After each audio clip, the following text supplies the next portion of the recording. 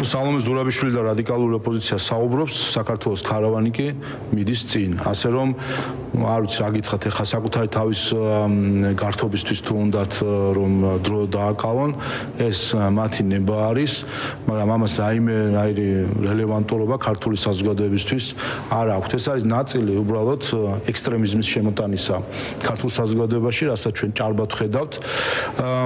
არის მართული პროცესი გარედან, ამასაც ჭარბად ხედავთ. ჩვენ ნახეთ საქართველოსში პარლამენტის წინ მდგომი უცხოელი პოლიტიკოსები, რომლებიც პირდაპირ მოუწოდებდნენ სალომე ზურაბიშვილს და რადიკალურ ოპოზიციას, რომ მაიდანის სცენარზე გადართულიყო. შეგახსენებთ შვედეთის ხელისუფლების წარმომადგენელს, პარლამენტის საგარეო კომიტეტის თავმჯდომარეს, რომელსაც არ მოეწონა მაშინ, რომ რაღაც მშვიდი ვითარება იყო.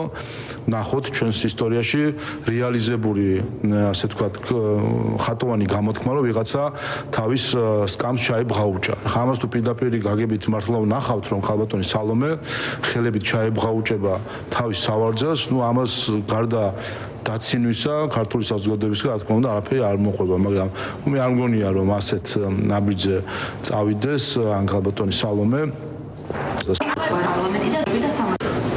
რა გითხრათ, ეხლა ვინ რამდენ სისულელეს იტყვის, ამაზე ყველაფერზე გაჯერებს საბოლოო ჯამში, ასე რომ რა გითხრათ, ეხლა ვინ რამდენ სისულელეს იტყვის, ამაზე ყველაფერზე კომენტარი რო ვაკეთოთ, მე მგონი ყველა დროს დავკარგავთ, მაგრამ ფაქტი მარტივია და სახეზეა.